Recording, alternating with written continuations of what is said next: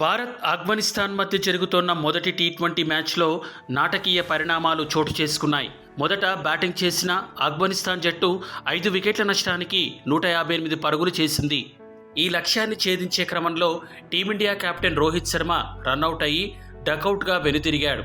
ఫరూకీ వేసిన బంతిని Rohit Sharma mid of వైపుగా కొట్టి పరుగు కోసం ప్రయత్నించాడు.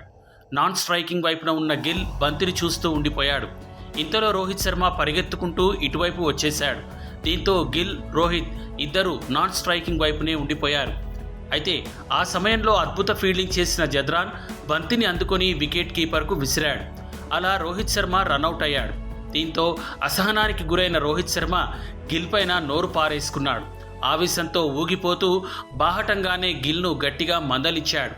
14 నెలల తర్వాత ఆడిన మొదటి టీ20 మ్యాచ్లో డకౌట్ అయ్యాను అనే బాధలో కోపంగా అరుస్తూ వెళ్ళిపోయాడు. ఈ మొత్తం వ్యవహారాన్ని గమనిస్తే గిల్ ఎక్కడ కూడా పరుగుకు కాలివ్వలేదు. ఇంకా పరుగు వద్దు అని సంజ్ఞ చేశాడు. కానీ అక్కడ పరుగు తీసే అవకాశం కొద్దిగా ఉంది అని భావించి రోహిత్ పరిగెత్తుకు వచ్చేశాడు. మొత్తంగా చూస్తే ఇక్కడ తప్పు ఎవరిది కాదు. కొన్నిసార్లు మిస్కమ్యూనికేషన్ జరుగుతూ ఉంటుంది.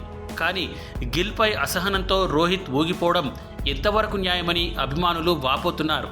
కెప్టెన్గా బాధ్యతాయుతంగా వ్యవహరించాల్సింది పోయి బాధ్యతారాహితంగా వ్యవహరించాడని విమర్శలు గుప్పిస్తున్నారు.